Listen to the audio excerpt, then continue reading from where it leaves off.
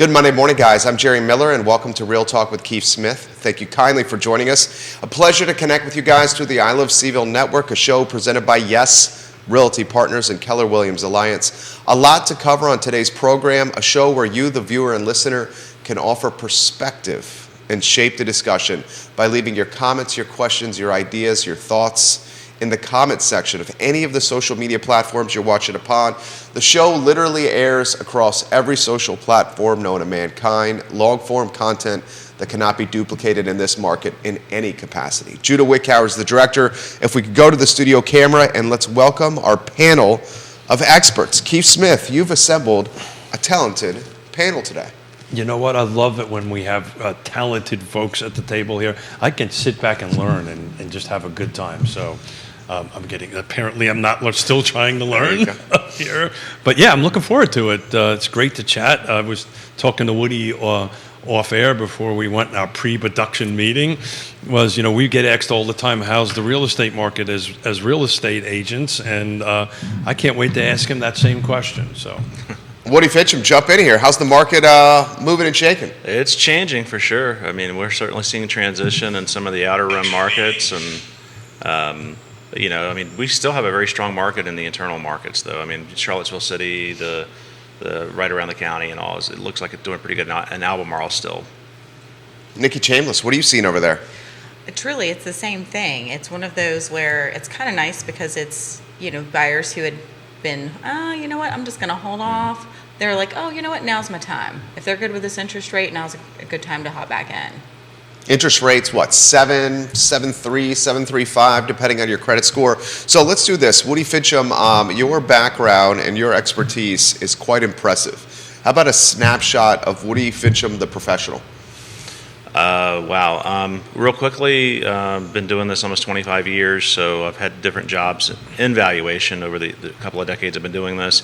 I did a 6-year stint in municipal work and also state work, having worked at Albemarle County as what they call the assistant assessor. Everywhere else, that's a deputy assessor. But I also held that position in Suffolk, and then also was a staff appraiser for the City of Newport News as well. And after all of that, I went up to the state for a year to work as the principal conservation and historical facade easement reviewer for tax credits for the tax department. So, and then went back into private practice in 2017. Prior to that, I was in Virginia Beach and owned my own firm. So that's it in a nutshell. You're also being a bit super humble right now. Super humble. Super here. humble. You also are nationally known, and you write for national organizations, and you help national organizations. So you are a bit of a rock star, and we're thankful to have you here. I appreciate that. And you're being super humble. One of our sponsors, Pearl Certification, you wrote a report from them. You set up their whole appraisal system to go ahead and verify that if you do that, you actually do gain 5%. You want to talk a little bit about that, how that actually works? Yeah. We finished that up, 6 or 7 months ago now. It was a white paper. It's the second one that I worked on. One of my mentors, Sandy Adamatis, actually 5 years ago, did what I just did with them, writing the white paper, and I was working with her on that as one of the researchers and appraisers. But basically, we've now done 2 studies with Charlottesville as the centerpiece, because Charlottesville is really on the cutting edge as far as the greens technology goes for homes. Our market's very accepting of that. And with Pearl being headquartered here, we've done it here. But this last study we did was more of a national study. We looked at Charlottesville, Boston, Phoenix, and I believe Lansing, Michigan, if I'm not getting that wrong. So it was another place in Michigan anyway. Someplace a little colder than. Oh yeah, for sure. And we saw across the board pretty much a 5% was the overall. I mean, that's the aggregated difference. Each market's a little different. Charlottesville still tends to be I think the higher market for it, because we have actual consumers walking around looking at homes asking about Pearl certifications and HERS scores and things like that. We're not seeing that in a lot of markets yet. So the reason I brought that up is I weekly look at the weekly car footprint, what comes, so that's all the 6 jurisdictions that surround. What's CAR stand for? Charlottesville Associate. Oh God, I got screwed it up. Charlottesville Area Association of Realtors. There you go. Thank you. Very nicely done. We did a whole show about that on Friday. I still didn't get it right. But I look at these numbers, right, and why Pearl is important. And Nikki, I'm going to kick it over to you here in a minute.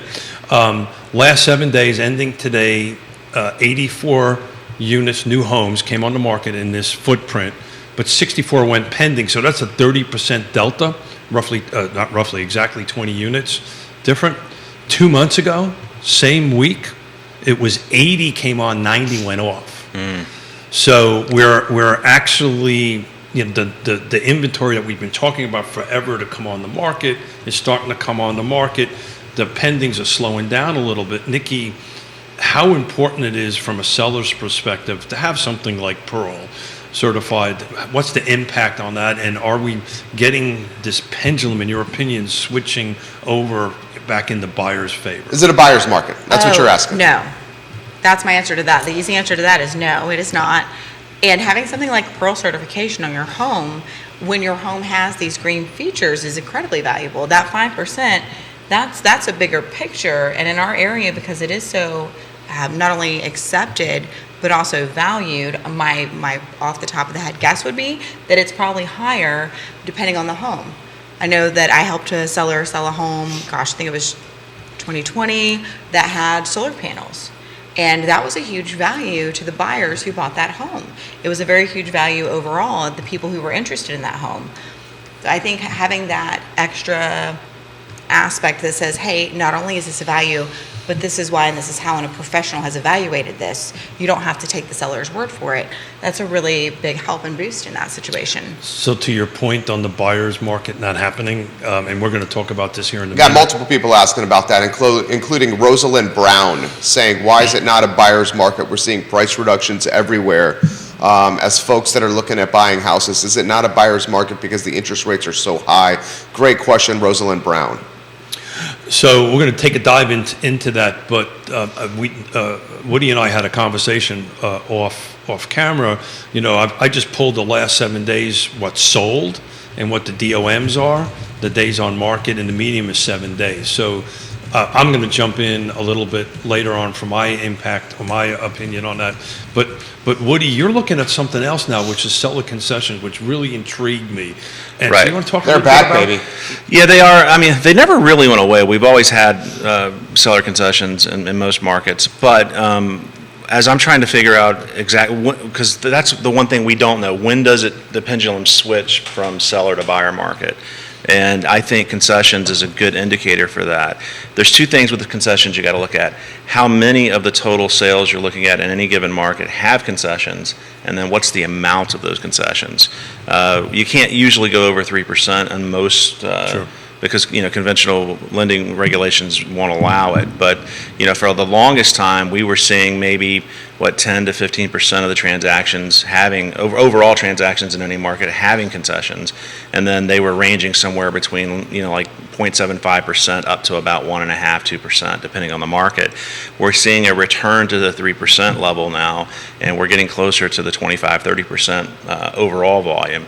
I think that's a very important metric to look at because it means the market is softening, because your net sales price is your sales price, right? It really comes down to what's really the seller netting out of the sale, and if they're paying concessions, then you got to count that. And then you also have to look, I think, at days on market, and you also have to look at. I don't like median sales prices. I think median sales prices can be a little misleading because you may not be necessarily looking at anything that's really comparable in that stack of information. I like price per square foot. Really? I love price per square Yeah. foot. And as a They hate price per square Yeah, foot. The well, realtors we're not a hate fan. it. well, as a recovering builder and As a developer, businessman, I really love price per square foot. I really hate it. It's an easy It's metric to just not talk great. about. Yeah, it's easy to talk about, but how valuable is that information? Depending I mean, it's on- valuable for what I do. Okay. Well, there's one extra step to it that most people don't do. You have to take the There's always the extra step. This guy's bringing fire right Yeah. here. I love it. You want the I love this guy. residual price per square foot. So if you're dealing with any property that has acreage, you got to pull the land value out of it. So the price per square foot of the main improvement on the property, that's usually going to be a good indicator. So what you're saying is you got to work a little bit harder, not Yeah. rely on what's here. You're going to have to take Yeah. a deeper dive, segregate out, create your own data metrics, and go ahead and get into This guy's a pro. Without doubt. Yeah. But as the regular human beings, people that are not, superstars Right. on that end of it, this is the data we have to rely on at the moment. Nikki, seller concessions. Explain to the folks what that is and why that is impactful. Well, so seller concessions is a whole group of things, and the first thing that comes to my mind when I'm thinking of, okay, what is a big thing that I've worked with people, it's rolling and closing costs, right? So if you want to finance a home, there are closing costs associated with that whole process of buying a home. When you roll that in, what you're doing is you're basically saying, hey, this is the price I'm willing to offer. I'm going to add in the amount of estimated closing costs to that, and that's going to equal the total offer I'm making to a seller that gets financed, knowing that part of that is going toward those closing costs. That's a big one that's really helpful for buyers and went away in a very huge way over the last 2.5 years. So, and not that it didn't happen at all, because it did, but it was very, very rare. You also have things that are negotiated in the home inspection that end up being a credit to the buyer. There are all sorts of things that could be concessions. Those are the two top ones that come to mind for me. What comes to mind for you guys? So those are pretty much the same thing. I think the big conversation about is what Woody said, is you're actually, even if the list price is X and you're doing seller concession, you're really buying the house for that amount of money less. Yes. And that is a conversation that we have with buyers and or sellers all the time, that your net, as a seller's perspective, is going to be less, whatever that math is.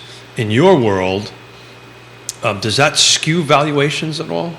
Well, I mean, that's one of the. That's a good question. Okay, so we're going to get a little nuanced here. I love this. Nuanced is I good. love this. I apologize. I love when Woody comes on the show, dude. We're going to sit back. Dude, you're good. So there are two types of adjustments that we do as appraisers. The first set are called transactional adjustments. Transactional adjustments are going to be things like time adjustments or market condition adjustments. How's the market changing over time? So if I'm using a comp 6 months old, we're adjusting it forward to whatever the current market is.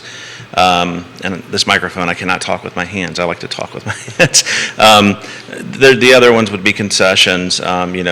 So yes, we do a dollar for dollar reduction for whatever the concessions are. So if someone's paying $5,000 in concessions, that comes immediately off. There's 5 of those total that will get pulled out, and then everything else after that's called property characteristic adjustments. So that's when you get into the square footage differences, the quality difference, the condition difference. So that's that very deep dive, but from an MLS perspective, right? Does the concessions take into consideration? Or, so in other words, when I show a sold recorded, is the sold recorded less the concessions in that, or does it include the concessions? Oh, it includes it. So that's the point I'm trying to get at. So there's two very different data sets of numbers we're looking at, and that could impact you at the time of buying, right? So if we're buying a home that's at list price and we're doing a 3% concession, but your appraisal's taking that out, it may screw up the deal because we're not hitting the numbers. Does Actually, that make sense? I cannot count on one hand. I can't recall any transactions that I've ever appraised. I'm part Italian. It's okay. I get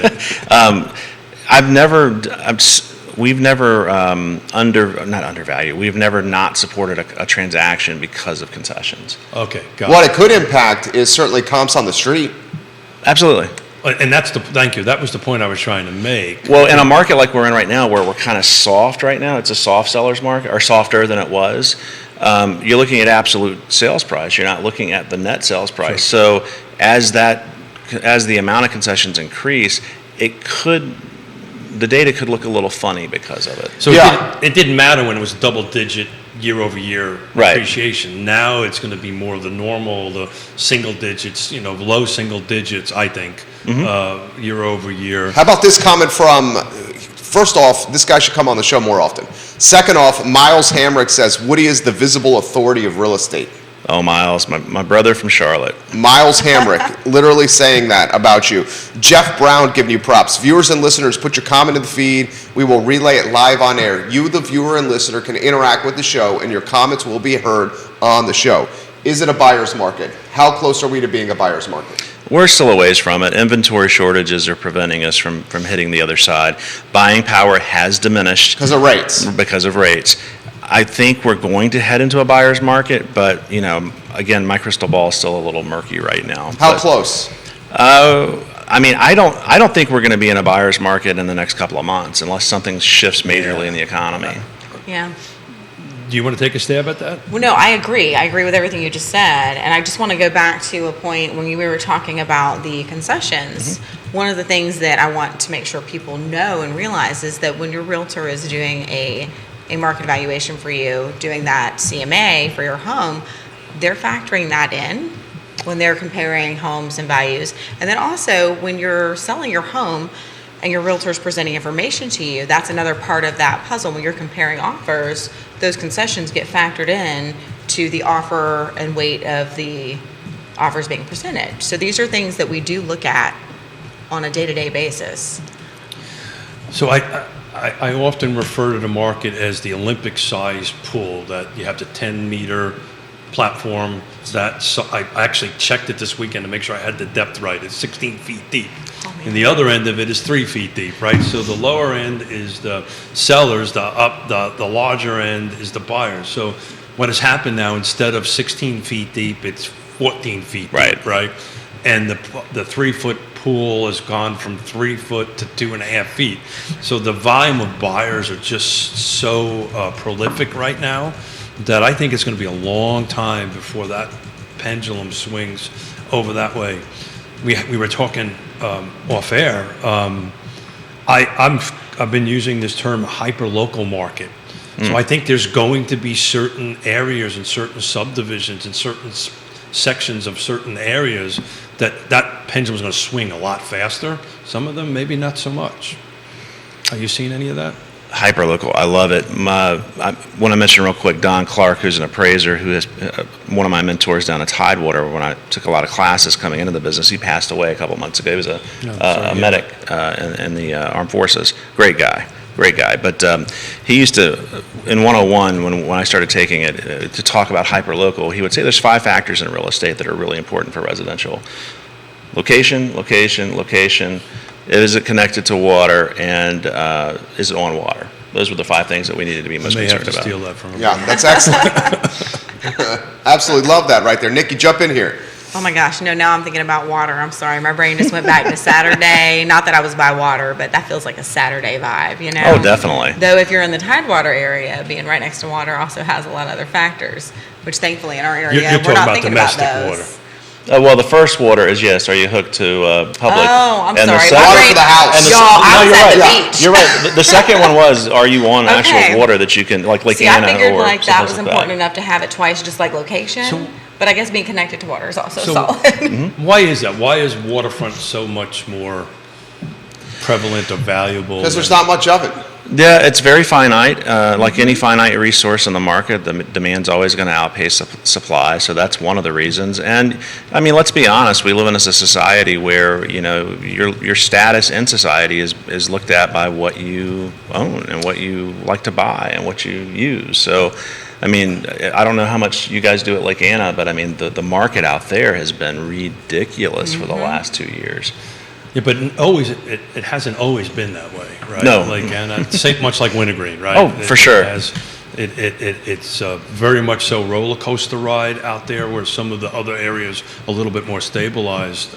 Isn't Lake Anna a little bit more insulated than Wintergreen, though, when Yes. difficult times Yes, it arise? is. It usually is, yeah, but both markets are results of discretionary spending. So, I mean, you're looking at folks coming in from D.C. and places like that to go to Lake Anna, and Wintergreen as well.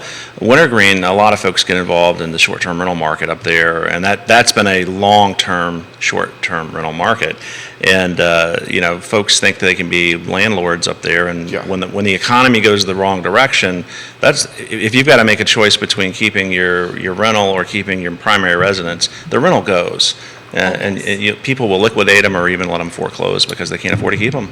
Michelle Bailey Rogers is giving them props from Irvine, California. 5 states on the show right now, which I think is a reflection of this man right here, Woody Fincham, on the show right here. Do you want to give a shout out to your fans over here, Woody Fincham? Oh, for sure. Michelle, thanks for tuning in. That's awesome. It's very early where she's at right now. So It's approximately 7:30, and she's watching Woody Fincham on Real Talk with Keith Smith right now, which I think is fantastic. So more folks are asking literally in the feed. Nicholas Erpy, welcome to the program. Grayson's watching the show, and he says, what would take us to buyer's market, Woody Fincham?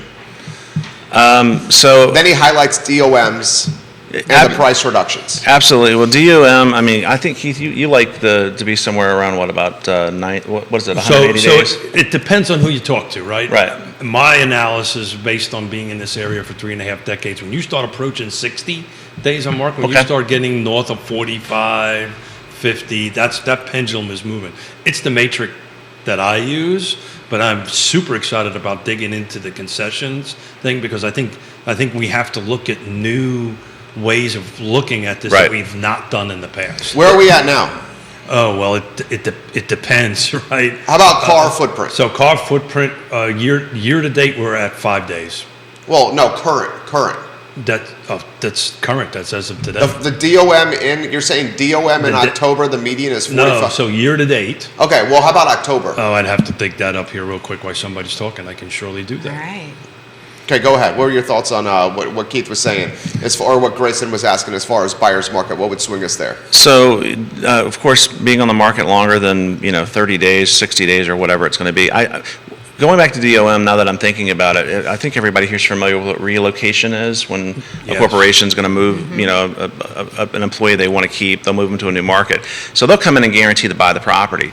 The ERC Council, Employee Relocation Council, there's a whole sector of the real estate industry that works in ERC. And when we're doing appraisal work for them, they usually cut it off at 120 days. So we have to start what's called forecasting. We have to figure out, well, what's this thing going to sell for if it has to sit on the market for 120 days or more? Sometimes you'll get it at 90 days. So somewhere between 90 and 120 days, I think, is probably the industry accepted number. But like Keith's saying, keeping Yeah. it hyper local, maybe 60 or 70 is probably better. I can just look because I ran these numbers going all the way back to 2002. The highest the median. So this is another median days on market in the car footprint. The highest was, give me 1 minute, 76, and that was in 2008.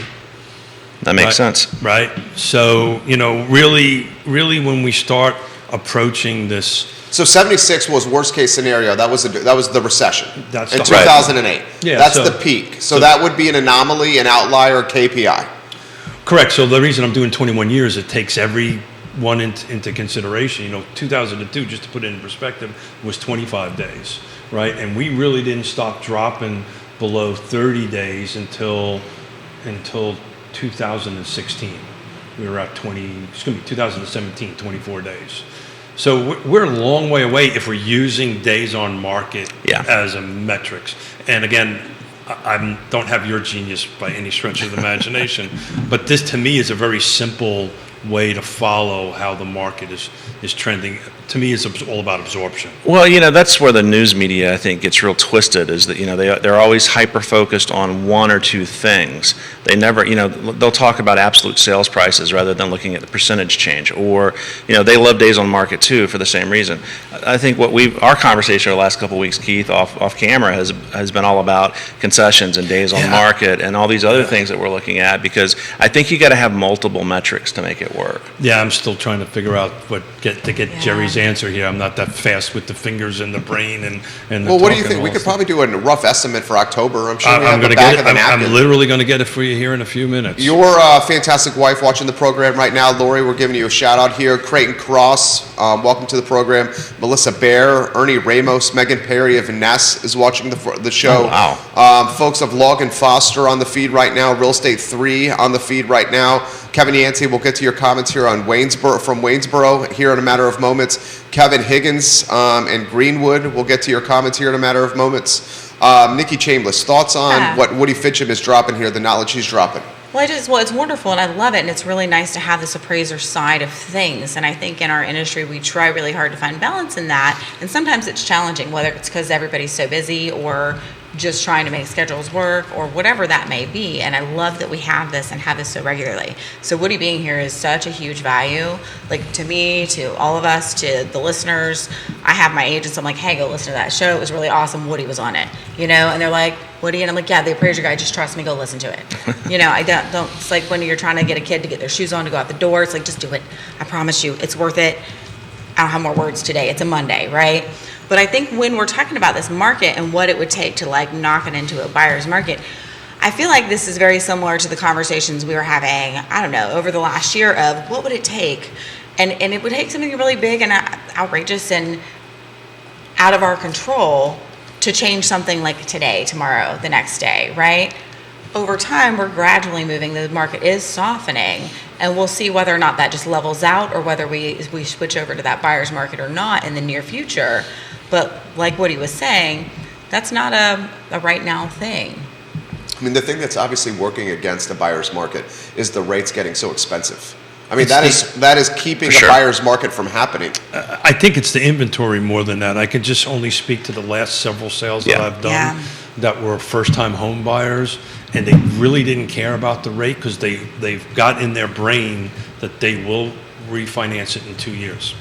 Now, if that's going to happen or not, it's a different story. Sure. Yeah. But they have in their brain that this is going to reduce up to 2 points within a certain period of time, and it's more about being able to get the home that they want, where they want it, with the features they want in it, and that's, again, our tempo is picking up, quite frankly, on the buyer side of people wanting to do that. To answer Jerry's question, last 30 days, the median days on market in the 6 jurisdictions. This is single family attached and detached, no new construction, because we always take that out as excuse. This is October? This is the last 30 days from today going backwards. Is 10 days. Median sales price is $393. Your square foot is $208. Average days on market is 24. So average days on market is 24, and I guess we can pull out, I don't know, from your perspective, is it better to look at detached or attached or combine them together? I like to separate them because you usually have two different consumer groups looking at them. The other thing we got to talk about too is absorption. One of the most important things that an appraiser uses and agents use as well is what's called an absorption analysis. And that's looking at over a period of time. Most people will do 12 months, but I think as the market's transitioning, you have to get shorter and shorter with the periods of time, maybe a quarter or maybe even a month sometimes. So you're taking your absorption snapshot from 12 to 3 months? We look at, like I mentioned to you, we're looking at Wintergreen right now because we have a project there that we're working on, and the condo market appears to be declining now. It has just started to decline. And we looked at it at 12 months, and we go, the line's flattening, so there's something going on closer you get to right now. So we shortened it to 6 months. Definitely a curve down a little bit. Went to 3 months. Absolutely a curve down. There was no, it's like, when we talk about the last couple of shows, we've talked about the hockey stick effect when, when pricing was going up, monthly, almost double digit in some markets. That's a hockey stick effect, right? You'll have a linear line go like this, and then all of a sudden it just goes up like that. Now we're starting to have that happen because that market in Wintergreen is now just transitioned over the edge. So single family detached, same footprint on that end of it, 189 units sold in the last 30 days. These are closed units, 9 days on market, 405 is the median sales price, but the median list price was 410, so we're about $5,000 less, and that very well might be your seller concessions possibly showing up into it or not, depending on how this data is looking at. The averages, which I'm starting to look a little bit more at, is 23 days on the market on that end of it. So there's a little bit of a delta between the two, but we're right at 9 days, and I just think we're a long way. When that median starts getting to like 30 days, then I think that pendulum is really moving. How about this question from Steven for Woody? Is there a softer portion of the market? For example, the jumbo loans that Keith and Jerry like to talk about. Which portion of the market is the softest? Right now, the outlying markets geographically are probably the softer markets. Jumbo loans, we do a lot of jumbo work, and I don't see much transition in that market at all. You're talking about a consumer group that can almost write a check for everything that they purchase. They might get a loan because they're enjoying the tax write-off for it, or that's what they're doing from an investment strategy. But yeah, I mean, if you look at any of the like Farmington, Glenmore, any of those markets, I don't see any negative transitioning in any of that market. Anything that's giving me any concern yet, anyway. So you're saying that the not that we want to name a specific area, but the way I explain it, have been explaining it, is that prior to now, let's say last year, the rubber band was stretched way out, and the circumference was huge, right? And if you were in that circumference, it didn't matter. Now I look at it more shaped like a pear, right? It's more closer to around Charlottesville and kind of pokes its way up to Waynesboro and Augusta County. Are you kind of seeing the market that way in some of the areas that are outside of that are getting a little softer? Yeah, I mean, Buckingham, we've done a bunch of work down there the last 6 months. That's definitely transitioning to a negative side. Again, wintergreen. We're starting to see some things in Louisa starting to taper. Nothing real concerning in Louisa yet, but it is a market that is in transition. All markets are in transition. Louisa, not Spring Creek, Louisa? No, Spring Creek's Charlottesville. I mean, it's really not part of the main agrarian part of Louisa, because once you get past exit 136, you know, you're in Louisa's two different worlds. Well, Zion Crossroads is its own area, Yeah, basically. for sure. It is its own micro market, separate of Louisa. And Louisa, I feel like over time has some nice stability in that it's in that triangle of DC, Richmond, and Charlottesville. Because I know I always had clients who were really surprised going in the rural areas that are northeast of Charlottesville. They thought that maybe they could get a deal, and this is years ago, but it wasn't the deal they thought, because going northeast, you're in that triangle, and it does add some stability because of the creep or the vacation home at Lake Anna or all of those things that factor in. Right. So it's interesting, same 30 days, only 28 attached units sold versus 189 single-family detached, and the median days on market for those 28 attached homes was 18. So it's double what so I think you're starting to see maybe a little bit of a softening on that. But these are so minute, incremental changes that, you know, it's hard to develop a trend over time. The attached market's weird too, because there's more new construction competition there, because a lot of the builders have, you know, they've seen this coming for a while, and you know, their economists and the folks that drive their investment strategies are very astute. They knew it was going to come, so they've really been concentrating on that more dense. So I bet you if I switched that from new construction, that number would jump. I bet it would. Quite high. What are you talking, DOM? Well, they don't have DOMs, unfortunately, because they put them in as zero. Yeah. Right? They skew that, but the volume of units is probably much greater if we switch it to new construction. And I'll do that while somebody's chatting. What do you think, Nikki? We have an area that, this is not necessarily data backed, but just the overall perception. We're in an area where people lean toward wanting a detached home. And attached, or just they've been increasing over time, like we're talking about. There are many more that are new builds, but that's more out of necessity, not so much because people are just dying to have an attached home. Right. So if you go to Richmond, you can find a lot more attached homes. You can find so many more homes with smaller square footage. But when you're in Charlottesville, if you're trying to go below a certain size home, like you're finding some older homes in the downtown area, and that's about your main options there, unless you're moving to attached. And even then, our market for attached, a lot of that's been built in the more recent years. It's just not something that people had wanted as much. So it's actually less, 21. Really? So in the last 3 I'm days. surprised by that. 0 days on market Yeah. because they don't plug it in. Interesting, $459 is the median sales price. For the new. For the new versus Interesting. $340 for the existing. Wow. And here's you'll appreciate this, Woody. The difference is our system doesn't segregate out duplexes versus townhomes. So these duplexes, right, these villa homes are considerably more. They're basically single-family detached with a mating wall in the middle, and you actually have a yard and all that stuff. So they don't segregate out, which I wish they did.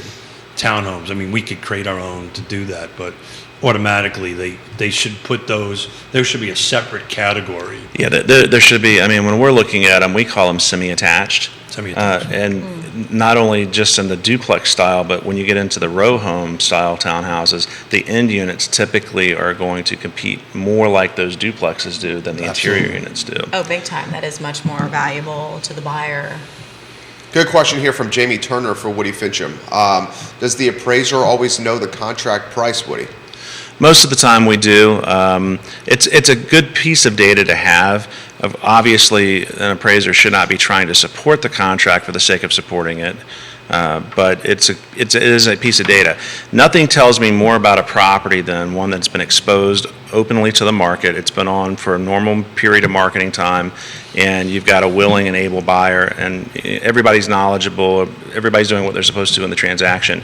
That's a data point to consider, because that's what that property's going to be absorbed into the market at. Like we saw in this big run-up we've had the last 3 years or 4 years, we can't always, as an appraiser, support what the contract's going to be, but it's definitely worth consideration, because you know the market that we're in now anymore. I mean, when I got started in the business, you could say consumers weren't really that well informed. Oh, yeah. They're over-informed now. They know more about the properties than almost anybody in the transaction anymore when they're coming into it. So, you know, thanks to the things like Zillow and RPR and things like that, I mean, they know everything they need to know. Well, I have some experience in that, and I've found particularly, I had a home inspection before I had to come here to do the show, a young professional couple, and you know, they've really put that phone down now. They've used the phone to kind of figure out where their where was, right, and some basic setups on it, but they are trusting the trusted advisors, Right, to get from this point to the actual closing table and close. So Woody, we have a bunch of realtors. Did I say that right? You pretty close. Pretty close. Anyway. Lori Alexander giving them props. John Phelan giving them props. Faith Hawkins giving them props. oh wow. So real estate agents, I'll pivot that because I just can't seem to do that. So what one piece of advice would you give the real estate agent as reference to what you do to help the process along? What kind of reach out would you want to do there? I mean, just be transparent with them and try to give them good advice in the sense that, you know, it's not about facilitating the sale. It's about helping them make a life decision. I mean, this is for a lot of folks the biggest investment they're going to make. Or at least up to this point in their life, it's the biggest investment that they're making. So I think it's super important to make sure that they're fully informed, they're aware. There's pros and cons to everything. You know, don't always be rose-tinted glass kind of person, you know, or sunglass kind of person. You know, like when I'm doing a market analysis, I might be in one of the best neighborhoods in the area, but there's always a drawback to wherever you're doing your analysis at. So it's good to just have that full 360-degree conversation with them, I think. So what are you thinking, Nikki? Oh, I agree. I love that so much, because I think sometimes it's easy for people to go all sorts of directions. That's not that nice balance in the middle. Mm-hmm. Sometimes it's it's their decision, I'm going to step back. And there's not enough conversation and communication around the home or the purchase process because of, hey, it's their decision. Absolutely, it's their decision. You're not buying a house. But when you're walking around a home with a client, what are you seeing? How are you talking about that, right? Because you want to be able to share good information in a way that's valuable to your client. And you don't want to be an alarmist in any direction. You don't want to be like, oh my God, this is the one, that's their decision to make. And you actually might want to try to talk them out of it just a little bit to make sure there's not buyer remorse. You also don't want to be, oh my gosh, this thing's falling apart, unless it really is. And then you should get out the house, right? Because I've been in a couple of those where I was like, oh, you know what? How about we not keep walking through this? So The show is on fire with buyers and sellers here. How about this one from Sally Ann? She's saying, we're thinking about listing our house. What advice does Woody have for coming out of the gates with a price point? The realtors have a certain price point. What's the price point advice that an appraiser would offer? That's a great question. So we actually do get hired all the time to do this. I mean, a lot of agents actually hire us, particularly when they get into difficult properties. Like, you know, I've got an agent that's brought us into a transaction down in how do you pronounce Schuyler? Is it Schuyler? Schuyler is how I pronounce it. I never get it Schuyler. right as a person who's come here But from I can't someplace say else. realtor,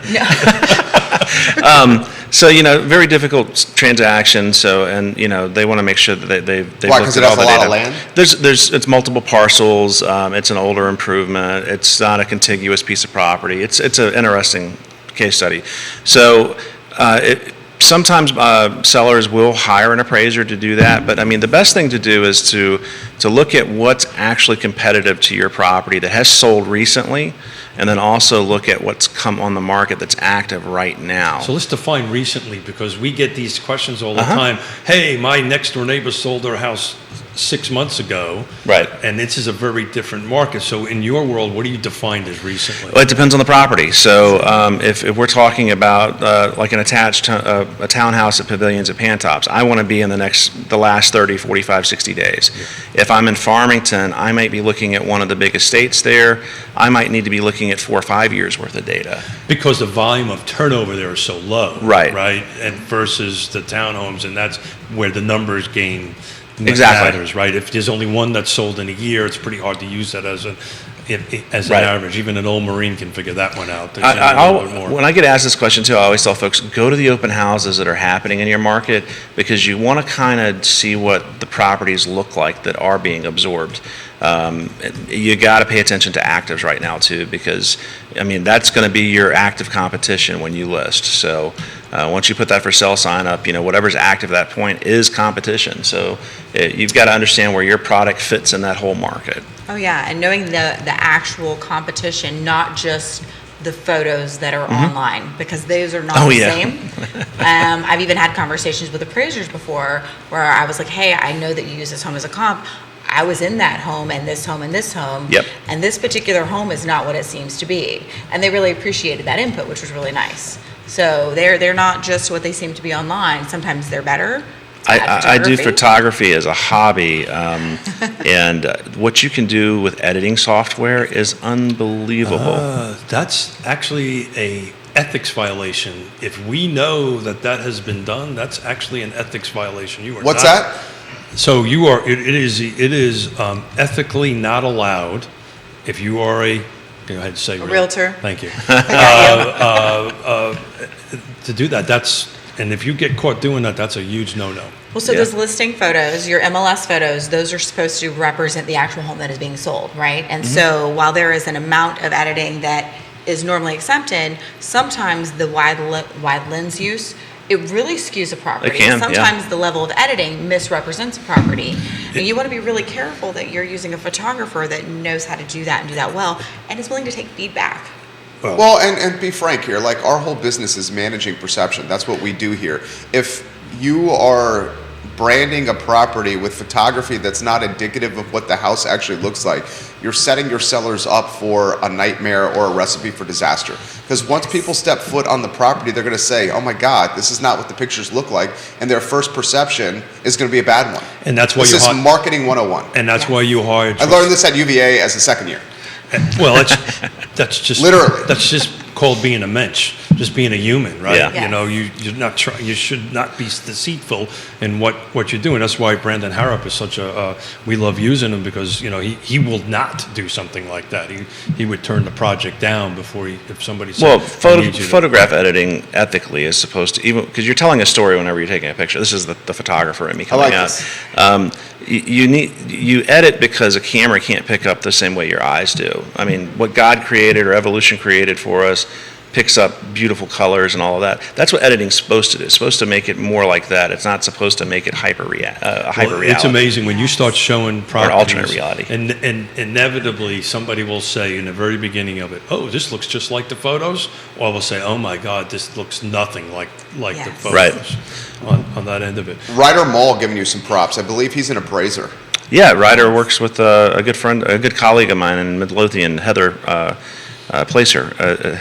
That's his wife, and she's a great commercial appraiser. Timothy Evans, another appraiser, giving you some props right now. Bill Garber, watching in Montclair, giving you some props here. More questions coming in for Fincham here. Fast and Furious. Jamie Waller from Loring Woodruff. We'll get to here in a matter of moments. We love you, JW. Jamie Turner says, does Woody take into consideration updates that have been made? If so, which updates would be recommended for the highest return on investment? Turner, the mayor of Gordonsville, purchased quite an exquisite property in Culpeper. And if you remember, he's the real estate investor with property in Gordonsville. Right, I remember, yeah. Yeah, so he's asking the best ROI for updates, and do you take into consideration updates that have been made? We absolutely do look at updates, but they have to be the right updates, and that's always that's the magical question, right? So you got to look at the market that you're in. Again, I hate using these generalizations, but you got to keep up with the Joneses, right? Pay attention to what's sold in the market, what's on active in the market, and you don't want to over improve your property beyond that, but you also don't want to under improve it below that. There's a magic spot in between the two things, and we see. Like I live at Lake Monticello, and we live in a very middle-of-the-road colonial there, built in 2003. It's a nice enough home, but it's not, like one of the really, big properties or real high-end customs or anything like that. I'm not going to spend $70,000 on a kitchen remodel. You should price yourself out of it. Yeah, I mean, what's the point? Right. I will never Tell this to my wife all the time. I hope you're watching, Mrs. Miller. Go ahead, Woody. I'm sorry for interrupting. No. Time changes that, though, right?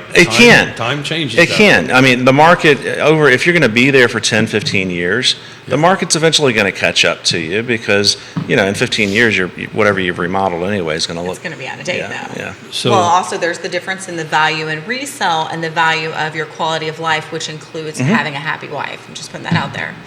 Yeah, other ways to have happy wives, though. Yes, definitely. Throwing that out there as Your well. negotiation skills are on point. Yeah, Jamie Waller is making a joke here. She completely agrees about editing the photos. She says this is hilarious. Is it still acceptable for agents to Photoshop their profile pictures, though? Oh, no, those aren't the worst of it. Photoshopped. They're just old. That's it. Who was I looking? I was looking at one of our fellow real estate agents, and I looked at it, and it was a 20-year-old picture. I was like, dude. Like you're a whole different person. That was a lifetime ago. A whole lifetime ago. Yeah. So, especially post the COVID market. Right? Yes. Well, and truly, like I still have a profile pick out on a lot of things with me having purple hair and it's short. I really need to update that, but I do kind of love it, and it throws people for a loop. But you know, if that works for you, it works for you. Yeah. So my 5 things are very different than your friend's 5 things on the real estate market. It's location, price, features, condition, and timing. Right, that's and I've actually added a 6th one, which is getting me a little bit of hot water. Who's on the other side makes a difference. Right? Absolutely. He's talking basically about which realtor's on the other side. That's what that means. That's what that means. It makes a difference. Oh yeah, I mean the professionals that are involved with any transaction can make it smooth, or they can make it, chaos. So I get this question all the time. I'm throwing 2 questions at you, Woody, today that we didn't prep you for. Okay. Why is what we're about ready to get into, where we're in the middle of shifting in our O shift, not a repeat of 08? Why is that the case? Well, we're not. Or do you think it is? We're definitely not going to.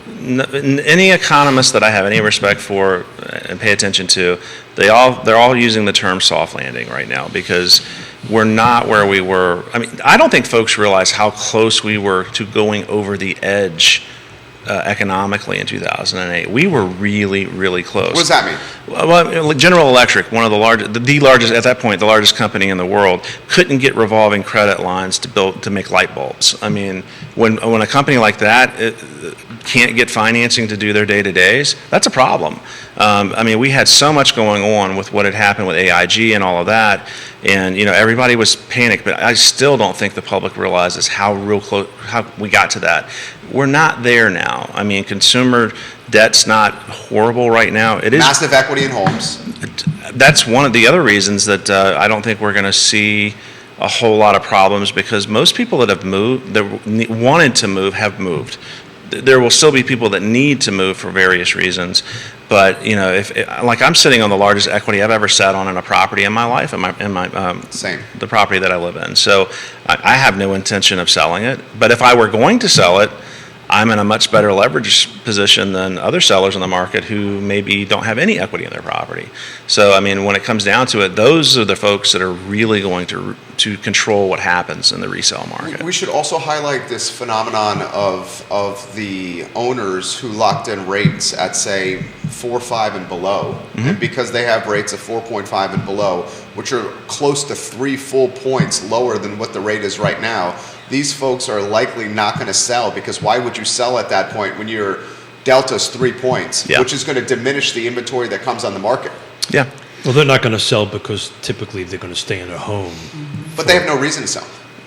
Even if they would buy now, they have no reason to sell. The average buyer is going to stay in the home, depending on who you talk to, between 5 and 10 years. So Right. 5 to 10 years from now, the market is going to be very different than that. What I was trying to talk about was the difference on appraisals.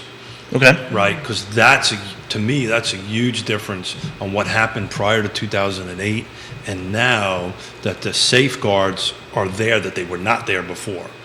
Can I talk a little bit Yeah, about that? it's really changed. I mean, a lot of emphasis was put on the appraisal or valuation profession's been under a lot of scrutiny, and it really changed. When the Dodd-Frank Act went through, it really shifted what was going on for appraisers who do mortgage work. And it wasn't a great thing at first because what had happened, a lot of banks kind of just disavowed themselves of working with appraisers directly, and they started working with appraisal management companies.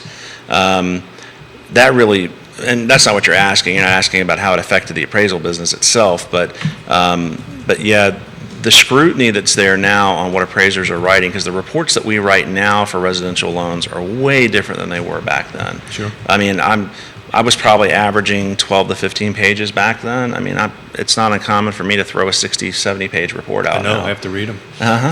Yeah, I mean, and I don't know any appraiser who's not, writing more and doing more to do it, because the banks are asking. They didn't care about collateral risk so much. They cared more about just closing the loans in 2006 and around that period of time. Now they really do look at the collateral, because they're like, if this loan goes bad, we got to do something with this. And, we're seeing some consolidation out with appraisal management companies and with mortgage companies. And you're seeing, I forget who it was on Friday, but it was one of the larger lenders. They're going out of business. Yeah. Is Amerisave, is that what I'm thinking? You're going to see a little bit more of that happen. Oh, it's definitely happening. It's definitely happening.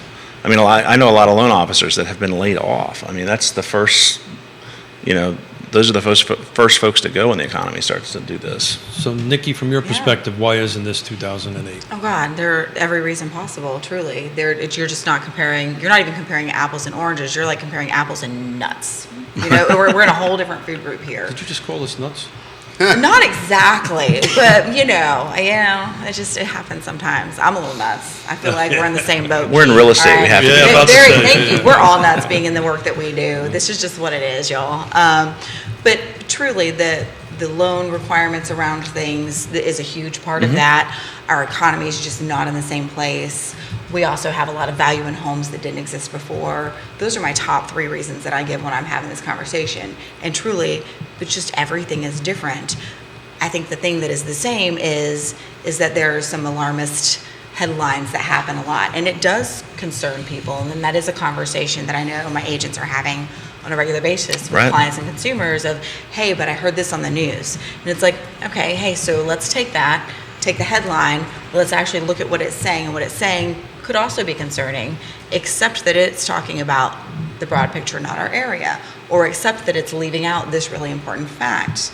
That whole aspect of consumers being smarter than ever before, and they are, many of them know how to read that data well, but I do feel like one of our big important things that we bring to the table is the translation of that data. Sure. And a lot of times an article does not always either do that well, or it's only focused on one small piece. And there's so many pieces that come together to make all this work. Michelle Bailey Rogers, Finance of America, is the one you were looking for, the lender. That's that the went out of one. business. Yes, thank you. Yeah, the viewers and listeners are super, super smart on the show. And she also wants us to highlight the work remote dynamic and how it's created its own hiccup in the market. I would imagine what she's saying is, as we've become more capable of working remotely from an ISP in our basement, we're less likely to also sell our house, which is keeping less inventory for coming on the market. I believe that's what Right. she's saying there. I think so, and that it scares me every time I hear a major corporation say they're bringing everybody back, because Nelson County especially got such a huge influx of folks moving. That high-speed trunk they've got going through there is the best thing they could have ever done. No doubt. Just luck and coincidence happening all at the same time. But what's going to happen when the employer goes, okay, we got to yank you guys back in, and you need to be in the office 4 days a week or 5 days a week. What are you saying that's going to do to real estate? But that's already happening, though. It is, but not to the degree. Well, I've got several buyer clients of mine that are trying to sell stuff that's outside in the peripheral that are trying to come closer to their epicenter of employment. Yeah. That's pendulum is swinging. And I think the employee that's working remotely is more marginalized or more forgotten and potentially more vulnerable to getting pink slipped because they don't have the face-to-face with the employer. But what's the impact that has on real estate? Is that what you're alluding to? Yeah, I think it's going to have an impact on it at some juncture. It has to. I mean, and here's the thing. This is anecdotal, really, but I meet people every day going in their homes at work, and everybody works at home now. I've never seen homeowners as happy as they are right now because they're at home with their kids, and because if they're an hour away for a commute, they don't have to get in the car. You've got to get up an hour and a half early just to get ready to go to work, and now you can get out of bed, put your kids on the bus, and then go to work. And because you can work in your PJs. I just think you're going to start seeing that swinging, particularly Probably. as the recession takes a deeper dive into that. I mean, Microsoft is. That's a great point. That is a great point. To Jerry's point, they're going to, from a corporate perspective, it's always better to have the folks near you. Now, it's harder to manage somebody that's further away. I don't think it's going to completely go away, but I think you're going to see I think this time next year we'll be having a very different conversation. I think you're right, and now that I'm rethinking it, because Powell, the way he's putting the accelerator down on wanting to stymie down the inflation issue, employment has got. You're talking about interest rates. Yeah, unemployment's got to happen, and they're talking a few million jobs to make it happen. So, I mean, I guess. To Jerry's point, that's probably what's going to happen. I think the people that are, and again, this is very general terms. Yeah, right? We're this is people not in the office are going to be the ones can first. Yep. Yeah, I mean, unless the math is different, right? Unless the company says, look, it's cheaper for Jerry to work from home than from in the office, and that might change. But by and far, people that in the management business want to look people in the face. No doubt. Yeah. Well, and sometimes I think that's not so much a matter of a business actually being run well. It's a matter of all sorts of other factors, including ego and all sorts of other pieces, perception, which matters so very much, because a lot of times for that person who has a really good work from home setup, they accomplish so much more in the time that they have. Yeah, but another thing to factor in is the business often owns the real estate, and they have to justify the debt service on the real estate. And how do they justify the debt service on the real estate when they're not using the real estate? It's not even ownership. Most commercial, because I do a fair amount of commercial, and Woody, you do too, I'm sure. They're usually 5-10 year leases. So. Right. Well, take Blackstone and BlackRock, who often drive the market. We hear about them macro. They own a city block of a tower. And if they have debt service on this city block of a tower, Blackstone and BlackRock, and they're not using that, and take it a step further, Blackstone and BlackRock own real estate massively as holdings. Yeah. So if you're they talking about that single family detached. Of so much real estate. Without doubt. I mean, if they start letting real estate get marginalized at the top of the pyramid, that's going to impact the holdings they have. It's a weird world we live in anymore. I mean, between what's going on with retail and what's going on with office space. When wasn't it weird? I mean, this is the weirdest I ever remember it being in my career. I mean, with the .com stores and all of that hitting in the retail. I mean, what's going to happen with all of that? I mean, like with Fashion Square, I mean, I'm pretty sure Home Depot's coming in there. That's why they bought it. But, I mean, other than Home Depot and Lowe's and a couple of other brick and mortar stores, most of those stores don't even need to be in the market in order. Let me ask you a question. Do you buy most of your stuff online, or do you actually go to a store? My question for both of you guys. My wife doesn't go in public anymore, so we buy everything online. Really? Yeah. Yeah. How about you, Nikki?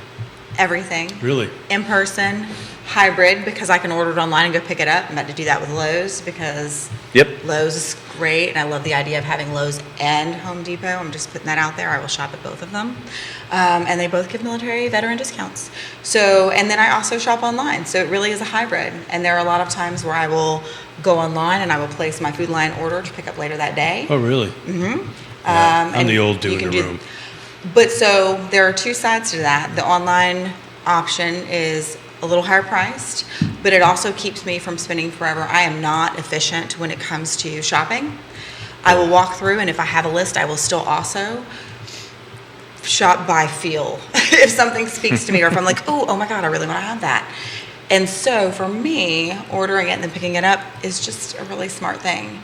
And I'm just not fast with those things. So, while everybody's been chatting, I've been looking at Nelson County year over year. Yeah. From beginning of the year to now. Single-family detached, no new construction. 178 units closed from January 1 to today. Last year was 239. Yep. Oh, man. Yeah. That's a huge difference.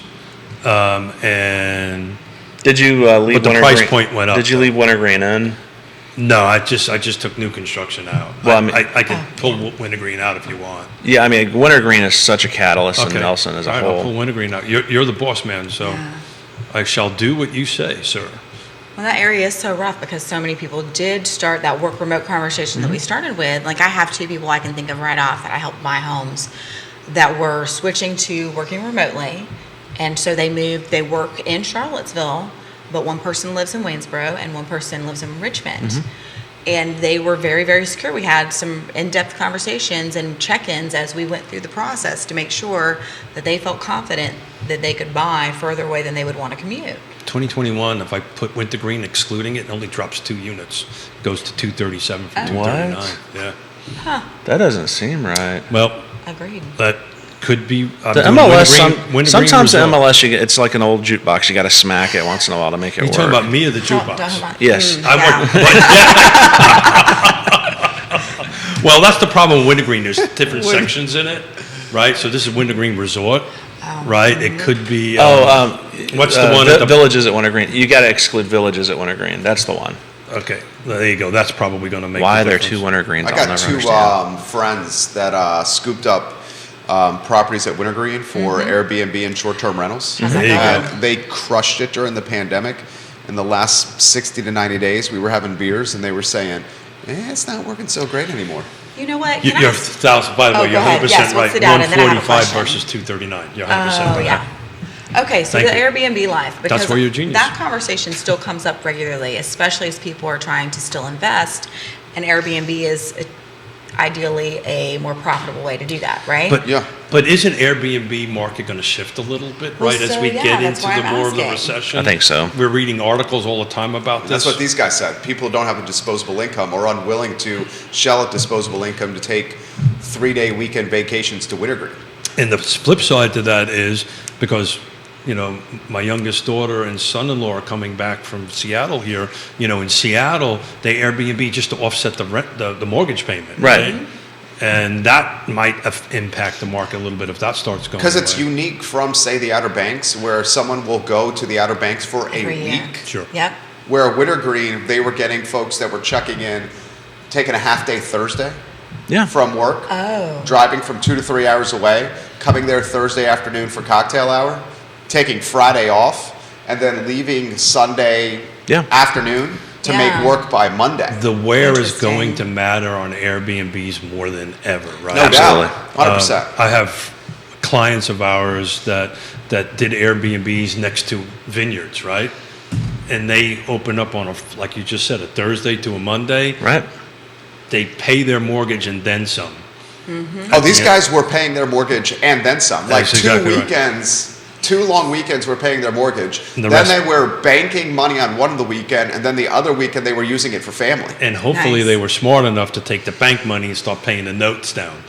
Oh, Well, and so here's my question though. I know because that body language. I feel like it's don't been know. so easy for So if people you're to have doing that, little PSA for people, if you're doing that, Slush and fund. if you Oh, start yeah. paying your principal down, pay your principal down, pay your Always. principal down. And save. Yeah. Efficiency and how to manage these things is really going to take over the short terms. Yes. There's a lot of investors that are buying up, and when I say investor, I'm talking about a legitimate larger company coming in, not Institutional investors. institutional. Thank you. That's a better way to say it for sure. But a lot of folks who are doing, they saw it as an opportunity to jump in and be a small investor. They don't understand that when you're doing that, you're not just renting a property, you're running a business, you're running a Yes. hotel. So you've got expense ratios that run 30 to 40% on that. If you're not efficient with getting out and taking care of it, you have to hire someone to do it for you. And it's a profit margin game at that point. And if you're not doing it at scale, which these bigger companies can do, and they do very well, Sure. they're going to be the ones to take it over. I think we've got a bubble coming with short terms because I agree a lot of 100%. That's the reason I brought it folks up. got into it and said, let's do this. It's a great thing to do. And it's no different than someone who is really good at throwing a party and decides they want to get in the restaurant business. You know? Yes. So as a It's just like recovering that. county appraiser, to Jerry's point that he's been making on a bunch of our shows and his show, when that Airbnb revenue starts going away from jurisdictions, it's going to put nothing but pressure on the budgets, right? Because I think you're going to start seeing that changing a little bit over the next 12 to 24 Well, months. this came up in the last city council meeting. The Commissioner of Revenue, Charlottesville City Commissioner of Revenue, made this comment. Folks are just sidestepping the taxes for short-term lodging by calling them, instead of the rental fee to rent the Airbnb, they're keeping those numbers really low because that was the tax exposure. Instead, they're calling it like a dog charge, or get the place back up to speed charge when the rental is done, like the cleaning cost charge. Right. So they were saying the fee was cleaning costs instead of rental of the actual space to sidestep the tax exposure. Do you see what I'm saying with that? Very much They so. found a loophole, whether it's correct or not. City of Charlottesville just figured that, well, maybe the Commissioner of Revenue has known this for a while, but he just brought it to attention in the last city council meeting. That's irony at the highest I've ever heard it, because it's the same thing government does when they give you fees instead of taxes. Fees are just taxes by another name. But we're not going to call them taxes because it's a fee to do something. That's what they're doing. That's with what that. they're doing. They got smart. Well, those of us who live in Lake Monticello are used to that. Right. Oh, yeah, for sure. For sure. Yeah. Are used to that. Look, it's you're 100% right. I mean, it's going to start impacting everything, but what's happening also with the Airbnbs is I'm finding out they're not on Airbnb anymore, right? Because they've been doing it so long, they pull it off of Airbnb, Yeah. and they have a client pool that they are fostering. And you know why they do that? Because they can't be traced. That's right. They can't That's be why they're traced. doing it. Can't be traced.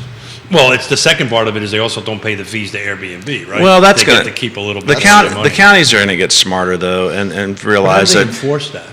Well, I mean, Especially Charlottesville, who's understaffed. You have to advertise the property in order to get people to rent it. So if you're not going to Airbnb, Oh, but that's not happening, Woody. What's they got to happening go to is- private websites to do it. Well, it's really very much like I can't believe I'm going to use these words. It's almost like a black market Airbnb.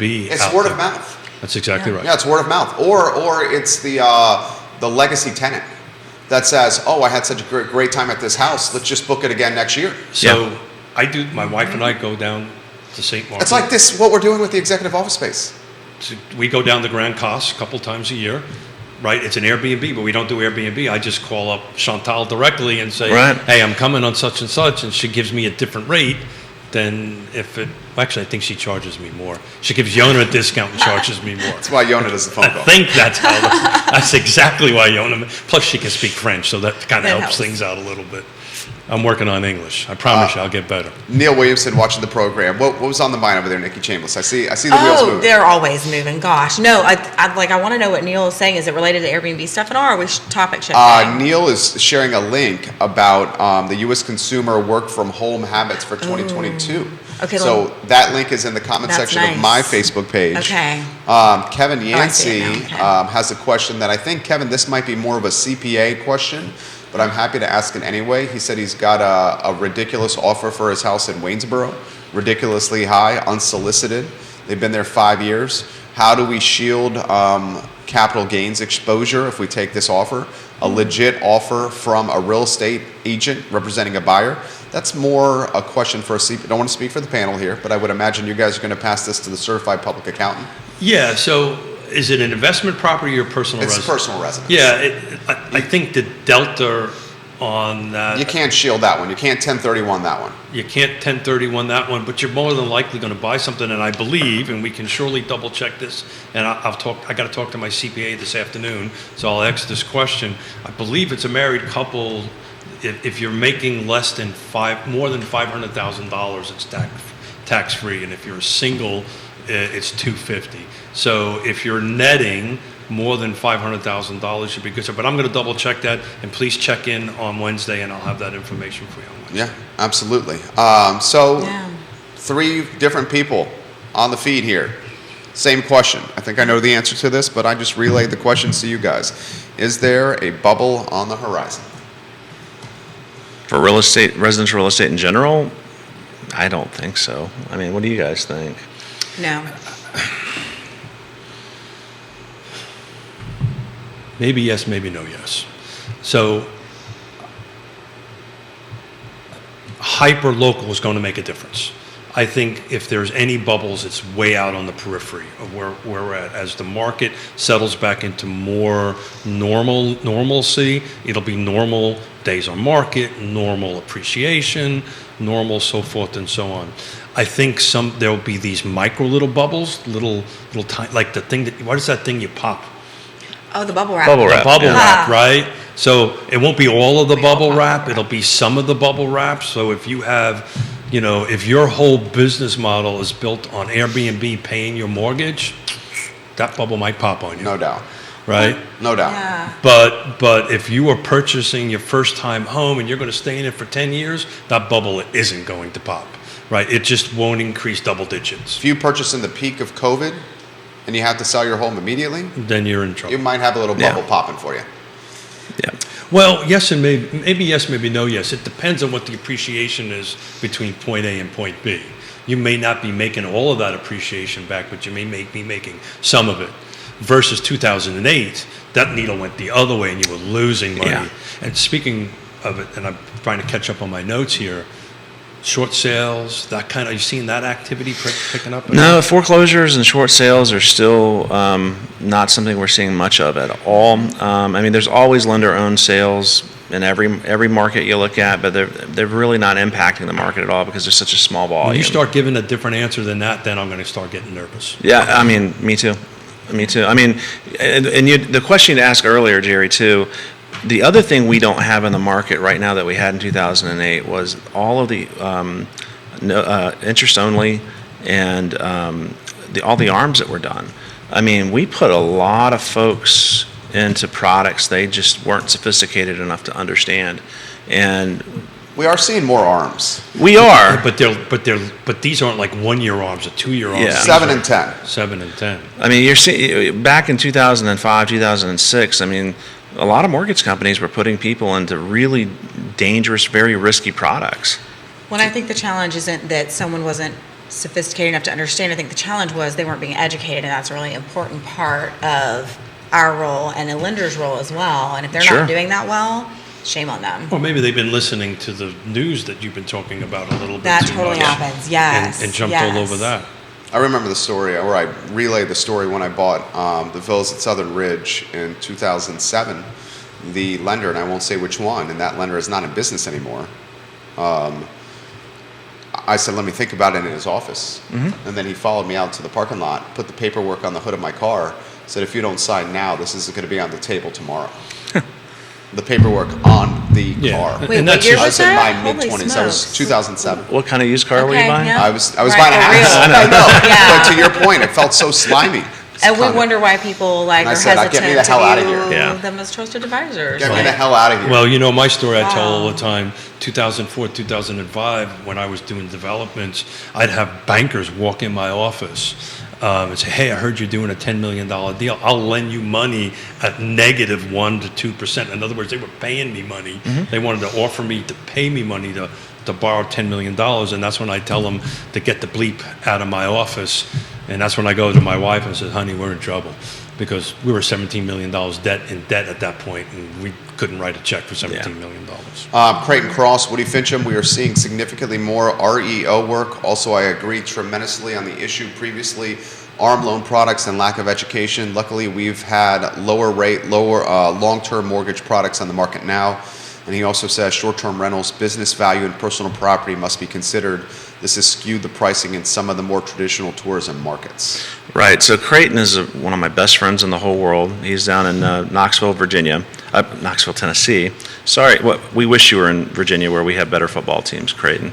But he works in Gatlinburg, which is I think is the largest short-term rental market in the country.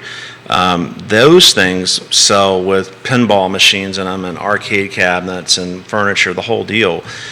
So it's a crazy market down where they're at. REOs are picking up, but not to the degree that we saw.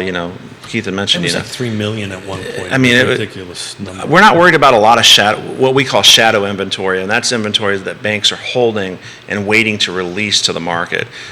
They all have some, but it's not. But maybe is that shadow inventory? It's not impacting our local market, so this is more of a macro comment.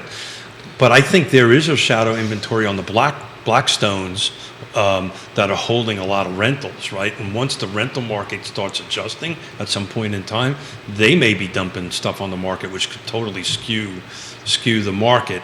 Any concern about that? I mean, I focus really where we are here, Sure. and because it's not in our market, I'm going to just say I can't really speak for other, regions and local markets. But I mean, we're not seeing that here. Yeah, I haven't seen it here. No. I love it. Any closing thought? Go ahead. Well, yeah, I think one of our big challenges is a lot of times, especially in the more recent years, people purchasing an Airbnb are not treating it enough like a business. A lot of times there will be a property listed and it'll talk about the Airbnb and I'll ask about financials for that. And they do not exist, at least not readily in the moment. Right. And then when they do appear, to me, I'm like, ooh, I feel like this is not enough information. And then I'm wondering if these are actually accurate. And then there's the aspect of if you're using either VRBO or Airbnb, a lot of times it's a set it and forget it situation. Yes, you're making sure the cleaning is happening and all that transition, but as far as marketing and running a business and having a brand and all of those things, those are not part of most people's conversation that I've seen when they're running an Airbnb. So like I had an agent in the last 2 weeks come and talk to me, hey, their client's looking for an Airbnb. They're interested in creating that. Well, first, do you know your local regs? What are the laws? What are the codes? Can you do that? Can you do what you want to do there? And then also, are you willing to treat it like a business? Because let's say someone else has a past Airbnb on the market. Do you want to assume that that means it's not a good idea to have it in that location because, oh, they're selling it? Does that mean it's not working? Well, how did they work it? And how do you plan to work it too? It's kind of like people talking about, is it a good time to get into real estate? That depends, right? What are you going to do with it? There's always going to be someone who has a successful short-term rental. There will always be a successful trusted advisor out there. It's just, what do you want to do? I think where you're getting at is there's a lack of objective risk analysis for most of those. Oh, that is those 100% accurate. There is. So to the bubble question, I think this is more of a bubble wrap, and there'll be individual micro markets that will not do well. Right. But it's not one big balloon that's going to pop on that end of it. And what I was thinking, Woody, most of the show when you said it earlier, there was a reason why the light bulbs weren't being made or the money they couldn't do that, because housing, at least in Virginia, is the second GDP, right? It's this housing footprint. What we all do at this table generates the second most amount of revenue for the state outside of the government. So when that blew up, it affected everybody. Sure. I think you're going to see this bubble wrap in certain, maybe it's Airbnb, maybe it's whatever. There's going to be certain small pops around here, but you're not going to see all of a sudden them all popping at once. And the other thing you have to say too is that what's bad for one sector of the market is always good for another sector of the market. So these companies that are buying up the Airbnbs and treating them as institutional investors, they're going to be, as my father would say, in the catbird seat. Sure. So. I love it. I love it. Awesome. Today's show was awesome. This show is archived in totality at realtalkwithkeithsmith.com, presented by Yes Realty Partners and Keller Williams Alliance. Fincham & Associates is a fantastic partner of this show. If you go to the tab on realtalkwithkeithsmith.com, you'll see partners you can trust in the real estate supply chain.